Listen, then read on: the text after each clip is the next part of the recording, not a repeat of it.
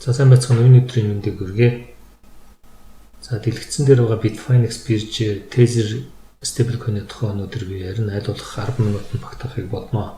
За энэ сарын 29-нд буюу 7 сарын 29-нд Bitfinex Нью-Йоркийн прокурорын газар дуудагдсан шүүхэд тайлбар өгч байгаа. Нөөцийн сангийн байх ёстой мөнгийг өөр зөвлөлтөөр хэрэглэсэн гэж асуудал үүсэн. Бараг 800 сая долларын асуудал яригдж байгаа. Bitfinex бирж бол 12 онд анх үүсгэсэн Америк нэгдсэн улсын гаралтай бирж байдаг.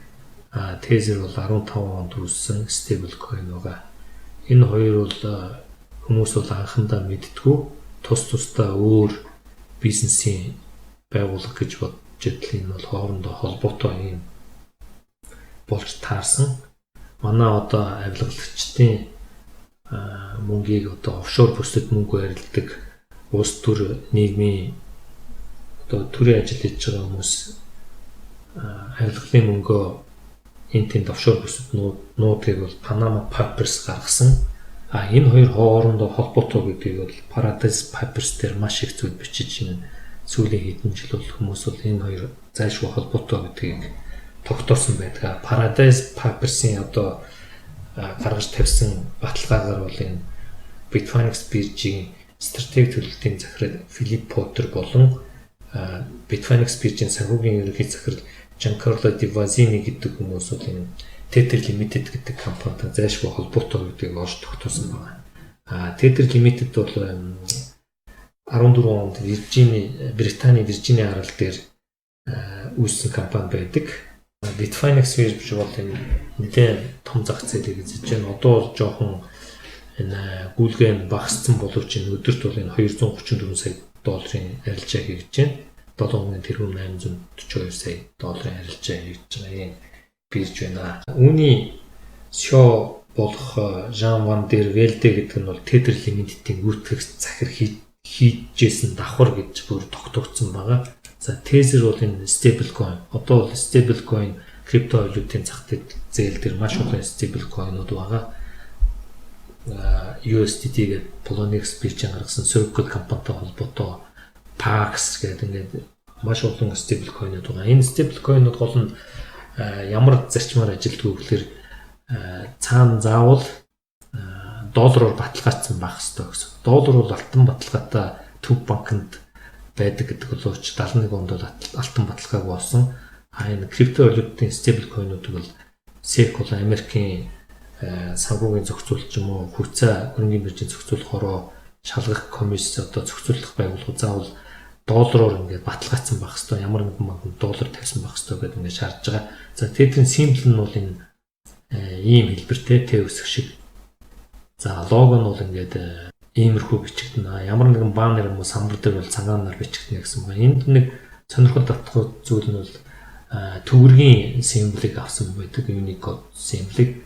За энэ USDT, Euro, GPT гэдэг ингээд криптогоор бичсэн эднээс бол бүгдээрээ Tether Limited хамаарна. За биткойн бол B үсгээр тэмдэглэгдсэн байдаг шиг Tether-ийг бол ингээд төгрөгийн T үсгийг авч хэрэглэнэ гэсэн юм мэдээ байгаа. За энэ тийм ээ. T. Хэрвээ энэ байхгүй бол энэ крипто заахгүй гэсэн юм утгатай юм байна. Энэ iFinex гэж Bitfinex биржийн хамгаалалттай охин компани бол 850 сая долларыг Панамын төлбөрийн оператор болох Crypto Capital Corporation руу шилжүүлсэн байдаг. Энэ бол алдагдсан байхгүй. Зохицуулагчид бол энэ Tether USDT-г гаргахтаа заавал барьцаа болгож энэ хөрөнгө байх ёстой гэж байгаа боловч энэ нь бол алга болсон гэдэг юм зүйл гарч байгаа. Яагаад ингэж заавал Bitfinex-тэй холбоотой юм гэхээр iFinex нь крипто капитал руу шилжүүлсэн мөнгийг Tether-ийн нөөц барьцаа мөнгөөр буцаагаад ингээд татан авсан учраас ингээд CFTS буюу энэ Америкийн товарын биржийн зохицуулах байгууллага, төв байгууллага, хууль хэрэгжилт товарын бирж дээр яаж хэрэгжиж байгаа гэдгийг шалгадаг байгууллагад ингээд дуудагдсан байна. Энэ талаар ингээд 7 сарын 29-нд бол шүүх хуульд Нью-Йоркийн прокурорын газар эднээс тайлбар тавих юм шаардлага гарсан байгаа. Тийм учраас би өнөөдөр энэ тетрийн талаар та нарт ярьж байгаа. Бүх криптовалют бол блокчейн дээр бичигддэг, суурилж тезер бол бас нэгэн блокчейн дээр бичигдсэн байгаа. Одоо би цааш нь ярихлаар ойлгомжтой болох баг. За энэ Algorand гэж энэ криптовалют саяхан гарсан 6 сарын 21-нд $3 гаргаад ингээд одоогоор ингээд энэ доош унагдсан. За энийг бол би судалж нэлээд үзээд энэ бол яг энэ тезертэй холбоотой учраас ярьж байна. Тэгэхээр энэ блокчейн байгаа. Algorand гэдэг блокчейн. За энэ Сильвио Микали гэдэг энэ профессор хүн гаргасан байгаа. Түүхийг харъя. Энэ блокчейн дээр дахиад тезер мөнгө гаргах гэж байна. Pillar Venture Capital болон Union Square Ventures гэдэг энэ санхүүгийн байгууллагаас $4 сая босгож гаргаж ирсэн. Дараа нь бол энэ одоо 18 оны ихэнх гэсэн үг шүү дээ 2 сар. 8 сарын дараа бол нэр нь үл мэдэгдэхин хөрөнгө оруулалтын сангаас $62 сая босгосон блокчейнтэй компани болж таарж байна. Бүгдээр энэ шинэ мэдээний дотор энэ тезертэй яагаад холбогдож байгаа гэдгийг би танад үзүүлэн 7 сарын 17-нд одоо хэдхэн хоногийн өмнө мэдээлэл тавьж ирсэн байна. Энэ дээр болохоор тезертэй хамтраад ажиллана. Тезерийн өөрийнх нь сайтн дээр хүртэл байгаа. За ингээд бүгдээр харъя. За биднээс ингээд Algorand-тай ажиллана. Энэ дээр бас мөнгө хэвлэнэ гэсэн үг. Тезер мөнгө хэвлэх чинь. За Algorand-ийн ханшин одоо Binance бирж дээр хэдтэй байна. Хэдэнд гарч байна? Algo гэдэг. USDT. За энэ нөгөө Tether stablecoin маань. За ингэнгүүт энэ 6 сарын 22-нд гарсан байна. Ингээд жоохон үнэлттэй $3.4-оос ирээд 0.06. Энэ юу харуулж байгаа гэхээр бидний шинжилгээ судалгаагаар бол Algorand нийт бол энэ та нар харж байгаа 10 тэрбум Algorand гарсан. Одоо зах зээл дээр эргэж байгаа дүн нь бол дөнгөж 1.6%. Тэгэхээр ийм том биржтэй өөрөө тетэртэй компани яах гэж байгаа бол гэдэг асуултын тэмдэг болж үлдэж байна. Bitfinex бирж анх гарахтаа Tether Limited анх гарахтаа 17 оны 1 сараас хойш $10 сая Tether хэвлэж ирсэн бол 18 оны 8 сар гэхэд $2.4 тэрбум одоо Tether хэвлэлсэн байна. Үүнээсээ болоод ард нь заавал стейблкойны ард долларын баталгаа байх ёстой учраас Нью-Йоркийн одоо прокурорын газраас шижиг төрүүлээд дуудагдсан байдаг. Ингээд 19 оны 4 сараас бол Tether компани тайлбараа тавьж эхэлсэн. Биднээсээ гаргасан одоо стейблкойны 74% нь бол хөрөнгөөр буюу доллараар баталгаажсан. Гэхдээ энэ зөвхөн доллар биш охин компаниудын бас зээл гэсэн юм мэдээлэл хийсэн байгаа боловч одоо 29-нд юу болохыг мэдэхгүй. За энэ ямар блокчейн дээр бичигдсэн байдаг вэ гэхээр энэ Omni буюу биткойны блокчейн дээр 2.820 сая Tether хэвлэгдсэн байна. За энэ Ethereum дээр бас тэрбум 450 саяын одоо доллартай тэнцэх хэмжээний тийм ээ энэ харж байна. Tether хэвлэгдсэн байна. Tron дээр 999 сая долларыг бол хэвлэгдсэн байна. За энэ төгрөгийн тэмдэглэгээтэй энэ бол Tether криптовалютыг илэрхийлнэ гэсэн чинь энэ Америк долларын Tether компани стейблкойн бол ингээд Omni буюу биткойны блокчейн, Ethereum блокчейн дээр бичигдсэн, Tron дээр байж гин, EOS дээр гэдэг. Ер нь бол 4 одоо блокчейн дээр бичигдсэн боловч одоо дахиад 5 дахь блокчейн буюу Algorand гэдэг дээр бичигдэх. Algorand бол өөрөө бас криптовалют гаргацсан юм компани болж таарж байна. За еврогийн Tether буюу Tether Limited-ийн хөрөнгө нь бол 40 сая долларын одоо евро Tether бичигдсэн байна. Тэгвэл энэ Ethereum блокчейн дээр бичигдсэн байна 50 сая. За энэ доор ингээд энэ их сонирхолтой. За энийг ингээд ямар хаягнтай USDT евро гэхэл ингээд та бүгд ингээд хаягийн харчиж болно. Энэ дээр яг хэвлэгдэж байгаа шинээр гарч байгаа юм тезерүүд бол бичигддэг. За энэ эзэмшиж байгаа хүмүүсийн юуг нь бас ингээд харж хэрэгтэй. Та бүгд ямар компани USDT эфир биткойн блокчейн дээр эзэмшиж байгааг ингээд харчиж байна. Binance дээр хамгийн их нь тийм ээ. Баланс нь 3 сая долларын хэмжээтэй. За энэ хаяг нь байна. Tether Treasury гэдэг компани Binance байна. Bittrex, OKX гэдэг ингээд том Kraken дээр эзэмшиж байгаа энэ Tether-ийг эзэмшиж байгаа компаниудын биржүүдийг харж болж байна.